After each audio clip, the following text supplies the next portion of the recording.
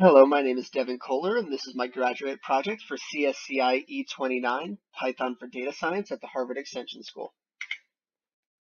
This course was offered in spring of 2018, and this is our teaching staff. For this project, I built a machine learning algorithm which uses people's attitude towards Star Wars to predict their income bracket.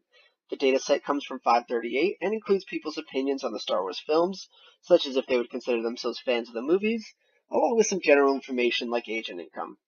In this project, I used the income bracket column as the dependent variable, and the answers related to Star Wars as the independent variables. I ran the model with a few different classifiers, including a decision tree, k-means, and Ghassan-Naif Bayes. In the end, k-means was chosen as the best classifier for this dataset. Here you can see the libraries needed to run my project, as well as the location of the dataset and my notebook. With that being said, let's take a look at the code. We're going to start out with importing our packages and then loading in our dataset. Important to note, this is a survey dataset, so the first two columns are weird headers, so we're just going to specify our own. And now we're going to load in the data. As you can see here is some information about Star Wars and then the person taking the survey.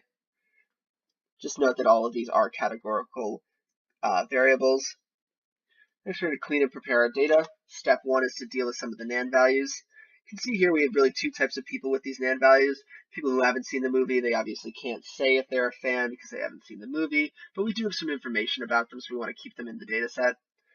Then we have these other people who have seen Star Wars, but didn't answer if they're a fan, didn't say what movie they've seen, and we don't even have the general information about them, so we're just going to dump those second types of people here.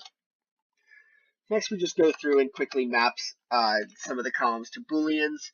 Just makes it easier to clean and kind of finalize our data set. We also fill in some of the NaN values. Moving on to the scene columns. As you can see up here, these columns have the name of the movie if it's been seen and NaN if it hasn't. So we're going to swap these over to bools, change the NaNs to false, and change the name of the movies to true. Next, we want to specify an unrated value for the ratings. If the person hasn't seen the movie, they can't rate the movie, so we need a special classification for those people. Next, there is this weird rating system in the data set. So as you can see here, the person has seen episode 1, 4, 5, 6, but they haven't seen 2 and 3. However, they did have ratings in the actual data set for the movies they haven't seen. So we're just going to take care of that really quickly here. And now, as you can see, if they haven't seen the movie, they get that unrated classification. And finally, we're just going to drop any rows where our target variable is NaN. Next, we move right along into the data visualization section. For starters, we're going to visualize the distribution of our target variable income. As you can see here, the majority of people are in the 50 to 99K range, with it dropping off in either direction. It's important to note that we do have an imbalanced data set for our classifier. Now we want to see if there's any separation in that income column. So we're going to start off with the yes or no columns. So here we have if the person's seen Star Wars, and the percentages you see there are just the percentage of people that say yes. So really what you're seeing is the higher percentage, the bigger fan of Star Wars they are. And as you can see, in all of these columns, generally the trend is higher income, bigger fan of the movies. So really, almost every column, the trend is going up as income goes up. Now we're going to explore the relationship between movie ratings and income.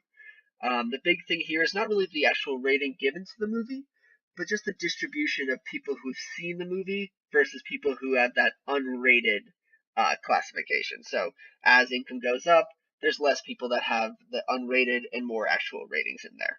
And that's true for all of these movie sections.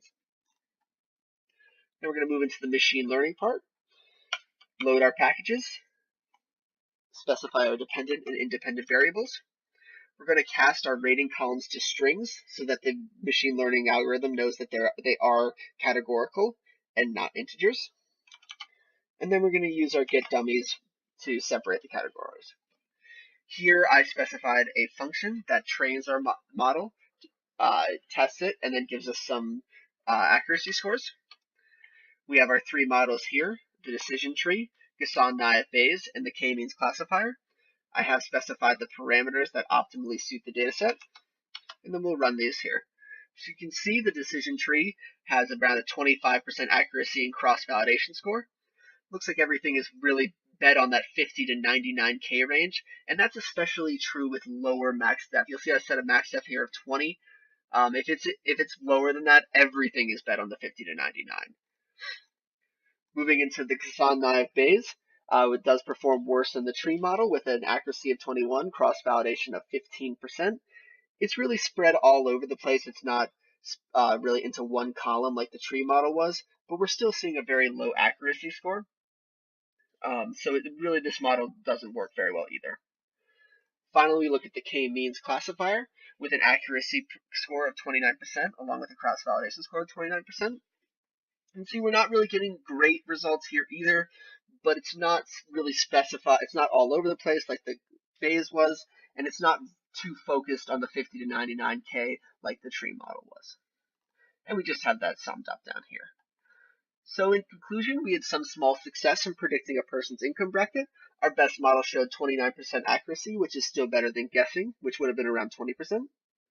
With that being said, none of the models we tested performed as well as hoped. I believe this is mainly because there's not a high correlation between Star Wars preference and income. It would be interesting to see if we had a bigger data set and can train the model on more data, if the models would be able to identify slight differences better, as our data set in the end only had around 850 rows. So with that, I'll leave you with some music and my references.